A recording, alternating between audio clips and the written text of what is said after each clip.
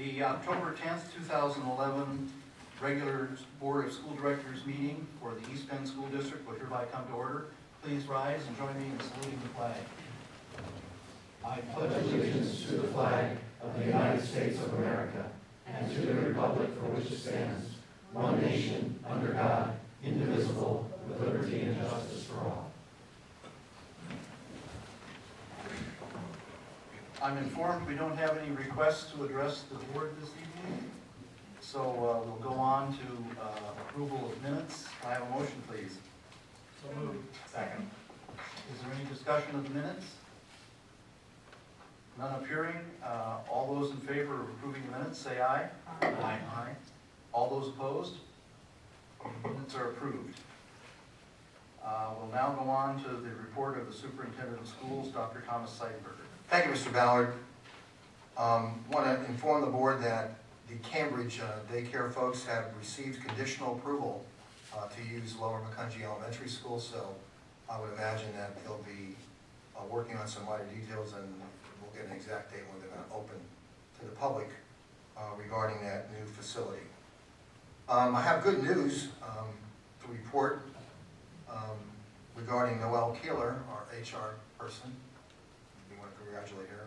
I'm just going to read part of a letter I received from Lehigh University. On behalf of the Lehigh University MBA program and the Martindale Center for the Study of Private Enterprise, it is our pleasure to offer you a Martindale MBA fellowship to study global business practices and corporate social responsibility in 2011-2012. This fellowship covers travel, lodging, group meals, and ground transportation for a field study organized by the University of Nottingham from March 2nd to March 11, 2012. So it also includes working in a partnership with other fellows on the Lehigh MBA program to gain hands-on experience in business practices in the United Kingdom. So we're very excited for Noelle. We want to congratulate her for a wonderful honor. As most of you know, our Lehigh Valley Superintendent's group took a trip to Washington, D.C. last week, and it was a very interesting 2 days. We were briefed by Bruce Hunter, who's head of governmental relations for AASA, and I've known Bruce better part of 15, 20 years. Used to do some national work when I was in some other districts. And Bruce gave us an overview, and like most of you probably reading Washington's in sort of a topsy-turvy state of affairs. Everything's changed from the good old days when things were predictable. Last Wednesday, we had an opportunity to hear directly from people in the Department of Education. We heard Alexa Posney, who's the Assistant Secretary of Education in Washington, specifically in charge of special education, and she was really interesting. Newer stuff, talked about there'll be changes to IDA after EESA, the reauthorization of No Child Left Behind happens. They're reluctant to make any changes.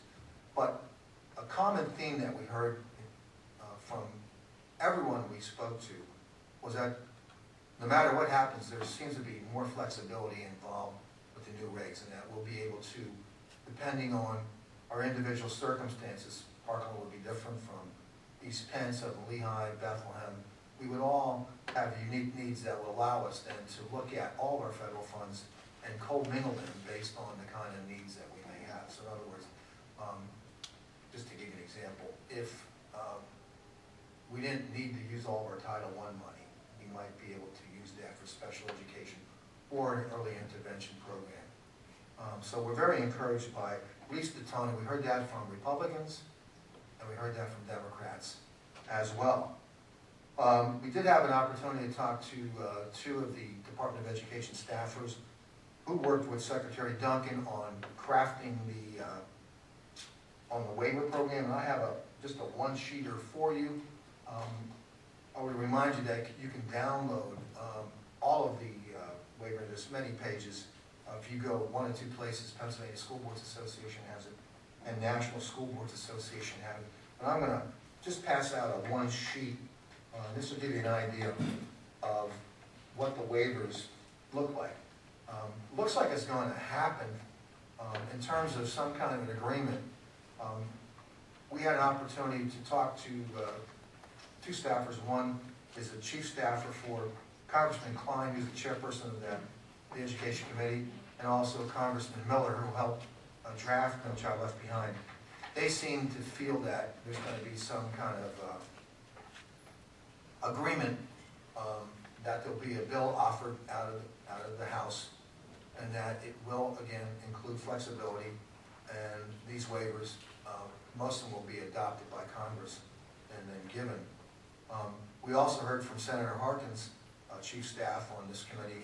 The Senate, I think, is coming out October 17th with a bill, although I think there were 5 Republican senators that introduced a 5-element change in No Child Left Behind. So I'm feeling pretty good that something's going to happen in Washington. Of course, if there's any agreement on what the President and what Secretary Duncan have announced, then our state would have to participate, and at this point we're not clear if that would happen. There is an 11th waiver that they're developing, and that's the one I'm most interested in, and it's called the 21st Century School. We don't know what that means. There was some idle chatter that perhaps there would be some leeway, and you will enjoy this, some leeway if the state does not seek to participate in the waivers, that individual school districts may be able to apply directly to the department. So that would be interesting. And that would be something new in my lifetime. They can go right to the federal government without going through the state.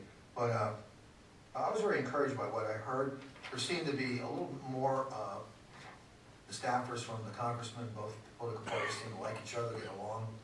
They've been working on this for a long time. And the Senate young lady was very encouraged that she felt that there would be an agreement. In fact, she could not speak to that specifics because technically Republicans were talking to the Senate, talking to the Democrats, and it looked like something good was going to come out of that process. So hopefully we'll hear something good. And again, you can find all this information, both at AASA, there's a complete packet, NBA and SBA has a complete packet, and there's a little cheat sheet for you on their waivers. So we'll see what happens in Harrisburg.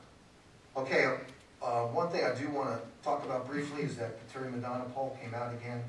And for those of you who follow politics in Pennsylvania, the only thing I'm going to say is it's extraordinary that the state seems to be going one way and our elected representatives in another way.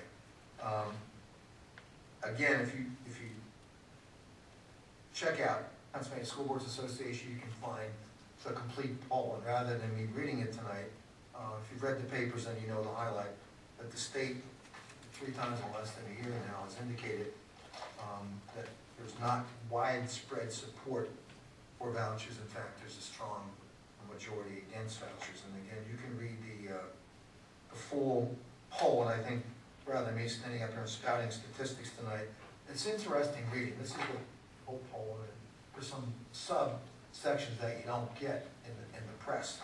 But I'm also encouraged by the questions that Mr. Madonna asked about satisfaction with individual school districts, and that seems to be another thing that the parents are pretty happy with their public school systems, and that does mirror the Gallup poll that came out in late August and early September. So again, rather than me cutting down trees and patching this down, for those of you who are interested, I do really suggest that you read that poll, so that when you're walking around and people ask you what your opinion is and this stuff, I think that you want to be up to date with what's occurring, at least with the polls.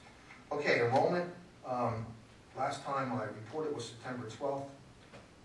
We're up a total of 7 students from September 12th. Our elementary enrollment is up 20. Middle school's down 1 and the high school's down 12. So, and then as promised, we have staff members of specifically Dr. Torma and Mrs. Nowak have been working fastidiously on giving an update on class size.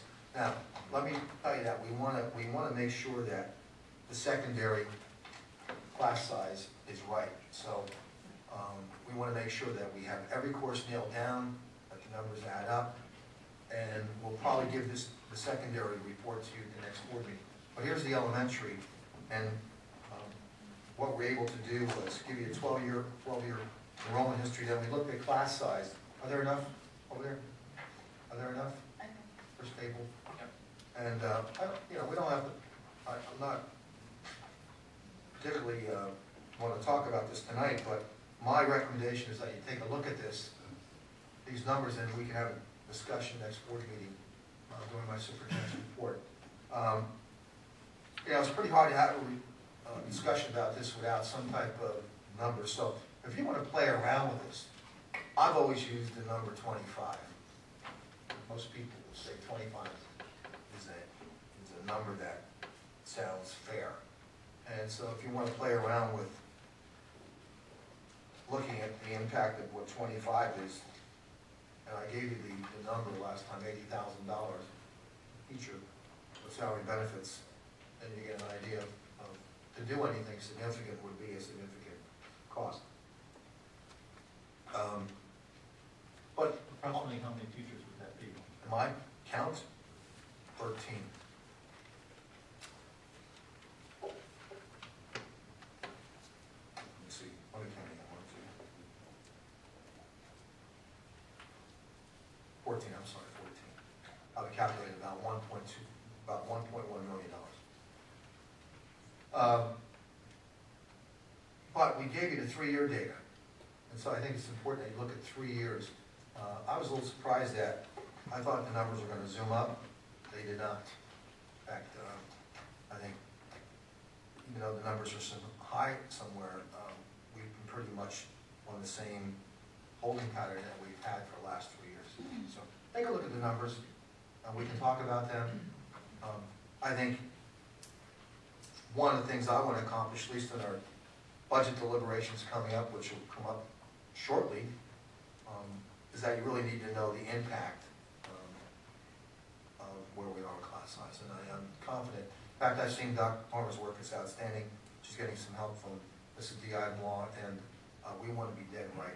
But I think the numbers there are very interesting. Preliminary looking at. Again, I would say that they're not bad to high school. I think we have some discussions about the middle school. All right, Mr. Ballard, that's the end of my report. Mayor, are there any questions for Dr. Seidenberger on his report or the statistics we've been handed on class size? Again, I would be happy to answer any of your questions and have a discussion next board meeting when you study the data. All right. We'll move on then to item number 2, personnel, including the addendum. Can I have a motion, please? So moved. Second. Been moved and seconded. Is there any discussion on the personnel items? None appearing. Ms. Birdsall, will you call the roll, please? Mr. Earnshaw. Aye. Mr. Rhodes. Aye. Ms. Gannon. Aye. Ms. Fuller. Aye. Mr. Policano. Aye. Mr. Richline. Aye. Mr. Stoltz. Aye. Ms. Hyde. Aye. Mr. Ballard. Aye. 9 ayes. All right. Then we have an item still under Dr. Seidenberger's report, adjustments to the 2011-12 school calendar. Can I have a motion on this, please? So moved. All right, Dr. Seidenberger, would you care to make a comment on this? Yes. Conversations I've met with the association, and I think I've been around presenting now faculty meetings for the better part of 2 weeks, and I think the consensus is let's make up the days before we get into the winter weather. And I think I haven't heard any strong negatives on this recommendation from anyone at this point. And we've kind of had this out and about now for the better part of 3 weeks. We are not going to get approval from the State Department. We've heard that through informal channels. However, it was interesting. If we had closed individual schools, we might have gotten relief. Yeah, it was really interesting. So I think the next time we have a hurricane, we'll write it in the history of this district for our next superintendent in 50 years has to deal with this. Close the individual schools and get relief. I'm just telling you what was told to us. How many individual schools would that be closing? I don't know. I mean, I guess if we would have looked at it, we probably could have closed Willow Lane, Lower McConkey Middle School and High School, and maybe maybe those are the three that were really impacted. So you close those 3 schools, they would have gotten relief. Doesn't sound fair, but that's the information we got from the State Department. So, we said thank you very much for your cooperation and consideration. We appreciate it. We move on. Is there any questions for Dr. Seidenberger? Any discussion on this item? None appearing. Ms. Briggs, will you call the roll, please? Ms. Gannon. Aye. Mrs. Fuller. Aye. Mr. Earnshaw. Aye. Mr. Rhodes. Aye. Mr. Policano. Mr. Richline. Aye. Mr. Stoltz. Nay. Ms. Hyde. Aye. Mr. Ballard. Aye. 8 ayes, 1 nay. Okay. We'll move on to other educational entities. Mr. Richwine for Carbon Lehigh Intermediate Unit. You should all have a copy of the IU board briefs for September in your packet. The meeting we had in September had a number of presentations of over the summer activities. On the front page, you see the campers of the year. The IU runs camps for both individually for girls and boys, and these are for special needs children who, in many cases, this is the first time they've ever been away from home. And a number of them go several years, and every year they name a camper of the year at the camps, and those individuals were at the meeting to get their awards. Camper of the year for the girls' camp was Gretchen Lambert, and Kadir Musa was the recipient of Outstanding Camper for the Boys Club camp. Now they do a lot of things like they horseback riding. Sometimes they have. It's a typical camp, but they're handicap accessible. And as I said, many of these kids have never been away from home. And it does give their parents several days off. I think they're probably more nervous than the kids when they send them off. And it's always it's really a nice scene when these kids get these awards. They get very excited. Also, we met the recipient of the annual Annie Sullivan Award, which was Joan Wang, who was an instructional assistant at the Allentown Center for Learning and Adjustment. And it is mostly based on her volunteerism and her enthusiasm and passion for working with these special needs children. We also got an update on the IU summer programs. 268 students participated. Many of these are extended school year camps for students that need additional work. And again, these are special needs children, and there are 12 locations throughout the IU hosting these. There was also 90 students attended a program where it was maintenance of skills that they had acquired during the year. And again, so there were 358 students in the summer programs run by IU, in addition to the summer camps. And finally, there was a recognition of the intermediate unit team for the Walk Now for Autism, for raising over $7,000 for autism research.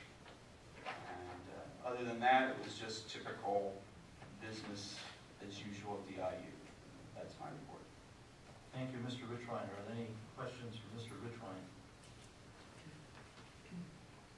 I'd like to remind the board that Mr. Richwine will be leaving as our representative to the IU in December, and as such, we are looking for someone who would replace us as our representative on the Carbon Lehigh Intermediate Unit Board.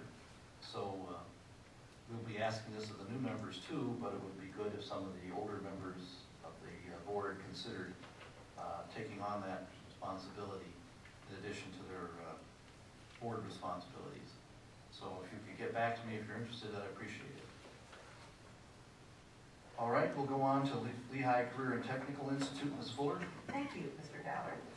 Our last meeting was on September the 28th, and it was on that day that there was the public opening for the Center of Advanced Technology, which is a program in association with Lehigh Carbon Community College, which promotes the study of electromechanical, mechatronics, precision machines, and welding. And it is a very exciting, high-powered course geared typically toward adult learners. And it's a partnership, as I said, with L-Tri-C, but in association with B. Braun and Nestle Waters and other companies who see this as instrumental in training the workforce that they need for 21st century jobs and technology. On that day, CBS News was at LCTI and filming at LCTI to promote an example of technical education. So we're looking forward to seeing that footage surface. There were all kinds of industry leaders at the school that day, including Charlie Dent, and it was quite an event. At the board meeting, we discussed also a school-wide safety teamwork, a school-wide safety initiative to try to promote positive behaviors through reward and example. And there was quite a bit of discussion about that. They are promoting the expectation that students be stars, meaning S, be safe, T, practice teamwork, A, achievement equals success, and R, being respectful. And the students are given rewards in the form of tickets that can then be redeemed at the school store or for other positive rewards that may not necessarily be material. It could be even maybe a forgiveness from homework. We also heard about an investigation into an after-school alternative ed program that is simply being investigated. A discussion that it would operate under a management budget that the school districts could participate in. It would be an alternative education program that, if is implemented, would be less expensive than programs that districts are typically using and be using resources available right here in the county. So the LCTI is responding to the Lehigh County School District's interest in such a program and is investigating it. And if any other members would like to contribute to the report, I would love to hear from them. Dr. Mr. Sykes? Bell, I do apologize. We also were briefed in Washington by career and technical people from the department, and they named LCTI by name as being most outstanding career technical school in the country. That was kind of, we were all smiling with that, so that was a nice compliment to Dr. Hornberger. Mr. Earnshaw? Thank you, Mr. Ballard. We have had a number of discussions at LCTI, and they say that one of the reasons that the program is so successful is it matches the training programs with the needs of the community. So they've got programs there. The students, once they get their certifications, can leave LCTI and go right to work with jobs that are needed here. So it's not one of these theoretical training programs where they get out and like anybody else, you'll find a job somewhere. There are employers lined up waiting to hire them. The Center for Advanced Manufacturing, I wanted just to mention something about that. That was actually built in a building that had been the Mack Volvo training lab. So a few years ago, LCTI partnered with Mack Volvo to make this their North American training headquarters. Mack Volvo donated a lot of equipment. They donated money to construct this small addition onto LCTI. Mack Volvo terminated that partnership, I think it was about a year ago, right? And that they moved their training facility, I believe, to their Allentown facilities that they're no longer using. So So we have that space available, and we were able to then put that equipment in there to expand our adult ed training programs. The great thing about these programs is that it allows us to make use of the skills that we have and the instructors, the equipment that's available, and the facilities to bring in additional revenue to the school, which offsets our costs of sending our students to the school. And by making use of these buildings for more than just an 8 or 9 hour window in a day, we can stretch that capital a lot farther. And it's been so successful for us that B. Braun actually had us establish a training facility in California at one of their manufacturing facilities there, with programs from LCTI, with an instructor from LCTI. And that's been a very successful partnership as well. The school looks to continue to build on those partnerships so that they can keep the costs from growing to the districts. And they've done a fantastic job with that recently. Thank you. Okay, are there any questions or comments on the report? Okay, we'll move on to legislative. Well, I guess I should mention that the bill to sucker punch taxpayers, Governor Corbett's voucher proposal is supposed to be announced this week. We'll have to wait and see what compromises or not compromises they've made in it, and we'll have to see where it's going. As you recall, they tried to get one through the spring legislative session, and they've gotten the income level up to $78,000, calling that a poor family, and they weren't able to get enough votes on the floor to bring it to a vote, so they're now trying to come up with something that they can bring to a vote. And we'll have to see what happens there. It's just amazing with the poll that Dr. Seidenberger mentioned that over 60% of the population of Pennsylvania doesn't care to have their tax money spent on something that's unaffordable, unaccountable, and not proven. But they're pushing ahead with this, and like I said, I think it's attempting to sucker the taxpayers in on this one so the legislature can absolve its weak performance in supporting education and try to foist it off on the taxpayers by telling them, oh, you had choice, you just made the wrong choices. So we'll have to see what happens there. In things that are actually going through the House, this is the silly season for legislation. They're trying to put a whole bunch of stuff through before the end of the legislative session this year and before the elections, trying to get as many flags up to indicate how much they're serving the people of Pennsylvania. There are two bills that have gone to the governor for his signature. Senate Bill 389, which updates the definition of vocational agricultural education, and Senate Bill 200, which is one that establishes standards for the management of concussions and head injuries to student athletes. And it has a number of more unpaid mandates in it, of course. Informational meetings for students and others that schools may or may not hold, but the coaches must complete a concussion management course. And you have to have an appropriate medical professional evaluating the student, probably on the sidelines for many games, to whether or not they can get back into the game. So that's something you have to have on hand. And that defines the appropriate medical professional. Basically, it's a licensed or certified healthcare professional trained in the evaluation and management of concussions. And they also have to have a designated, a licensed physician must designate who this person is for the school district. So, again, it's all well and good for these nice things to do, but they're not sending any money for this, and they're putting violations and penalties on coaches if they don't follow the rules. So you know the coach is going to take the training, and they're not going to do it for free. And having a licensed professional on site is not going to be free. And again, we're just more things that the local taxpayers have to pay for. The House also passed some bills.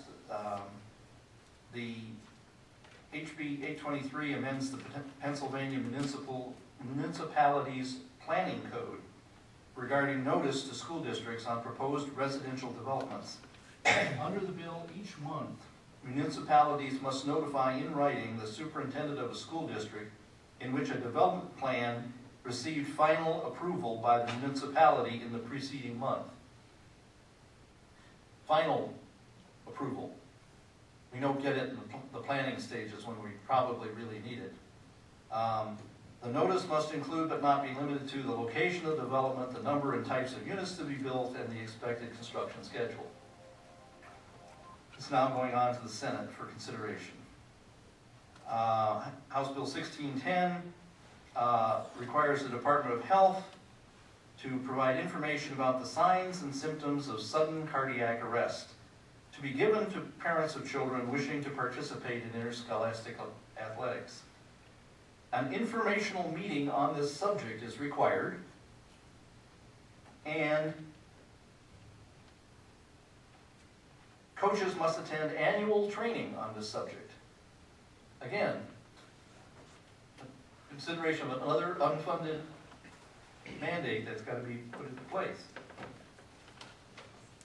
All good intentions, but the old proverb about the road to hell being paved with good intentions, in Pennsylvania we can say the road to financial hell is paved with good intentions to have somebody else spend the money and them say, I didn't raise your taxes. There is a lot of work going on right now in committee about celebrating, as they say, the 50th birthday of the Prevailing Wage Act by attempting to amend it with, quote, reform packages. And it's a whole raft of bills. There are approximately 6 of them, some of which may get passed, some which don't. They have varying things from raising the threshold to $185,000. Some of them would totally exempt school districts by redefining public body to not include school districts. We'll see if that one gets through. They have one that exempts political subdivisions from compliance with the act, which won't help us. So there's a whole lot of things going on in the prevailing wage area. We'll have to see if any of them make any sense, but that could, as studies have shown, reduce school construction costs by up to 15% or more by changing the Prevailing Wage Act.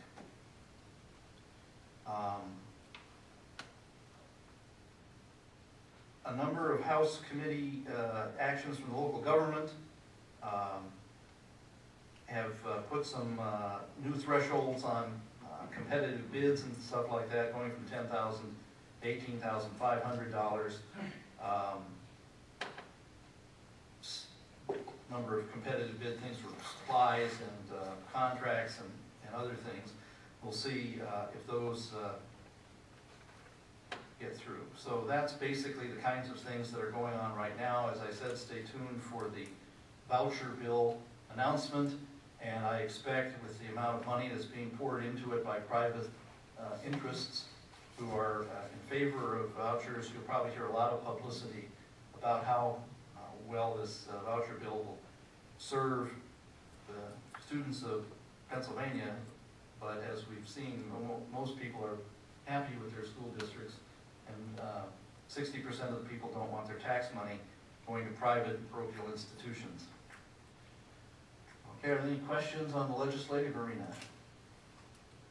None appearing. Is there any objection to moving the items under business operations as one unit, that's 1, 2, and 3? None appearing. Could I have a motion to that effect, please? So moved. Second. Is there any discussion of these items? None appearing. Ms. Birdsall, will you call the roll, please?